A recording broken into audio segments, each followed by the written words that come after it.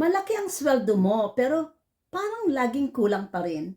Maraming beses mo na itong iniisip pero you're too busy para magbigay ng oras para alamin yung tunay na reason why.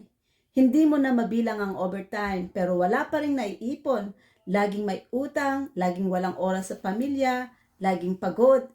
Gusto mo sana unahin ang pamilya pero takot kang kulangin ang sweldo. Baka mas matalinong paraan para maging balance ang buhay at sweldo. Ganyan din ako dati. Akala ko kung may dalawang trabaho at sidelines tulad ng paglilinis-linis ng bahay at babysitting, akala ko kung susubok ko sa trabaho ay makapagbigay ako ng maalwan na buhay.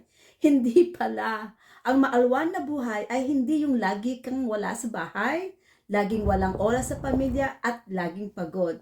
Ang maalwan na buhay pala ay ang mayroon kang oras para sa pamilya habang kumikita.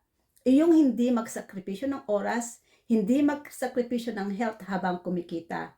Sinubukan ko ang online business at dito ay nakita ko ang marami nating mga kabayan na umaalwan ang buhay at kumikita ng marami kahit nasa bahay lang. Marami na tayo dito kabayan na dating subsob sa trabaho na ngayon ay hindi na umaasa sa sweldo lamang.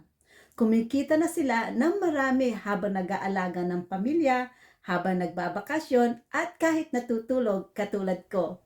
So, gusto mo bang malaman kung paano mag-create ng work-life balance using our online system? If you do, comment yes to learn more and I will send you the link.